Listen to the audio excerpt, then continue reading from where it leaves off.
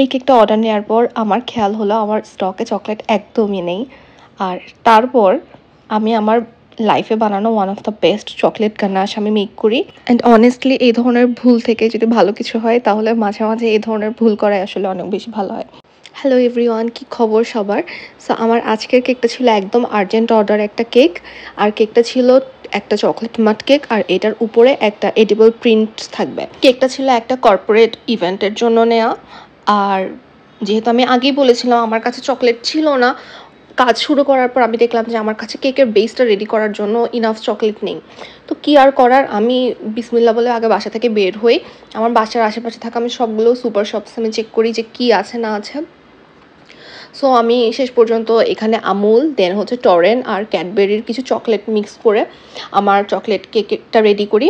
কেকের বেইজের জন্য আমি হচ্ছে এখানে আমুল আর আমার স্টকে থাকা বেরিলসের চকলেটটা ইউজ করি। আর গ্যানাশ বানানোর জন্য সাথে থাকা আরও কিছু বেরিলস, আমুল আর এখানে টরেন্ট আমি ইউজ করি। পুরো সময়টাই আমি জাস্ট দোয়া করছিলাম যাতে চকলেটটা ইনাফ হয়। হোয়াট ইফ কাজের মাঝখানে গিয়ে আমার চকলেট শর্ট পড়ে, আর তখন আমি কি করব আমার জানা নাই। আমি জাস্ট এটা নিয়েই ভয়ে ভয়ে ছিলাম যাতে আমার জন্য ইনাফ হয় চকলেটটা।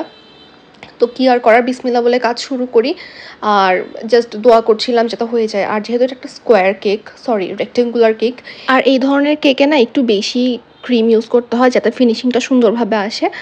সো আমার এই জন্যই ভয়টা একটু বেশি ছিল। সো আমি কেকের কাজটা আর চকলেটের কাজটা আমি নিজেই করে ফেলি সুন্দরভাবে।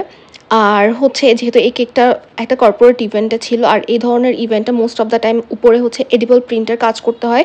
সো আমি এটা আমার বোনকে বলি, ও এই কাজটা ও সুন্দরভাবে হ্যান্ডেল করে আর একদম পারফেক্ট একটা সাইজেও আমাকে এডিবল প্রিন্টটা করে দেয়।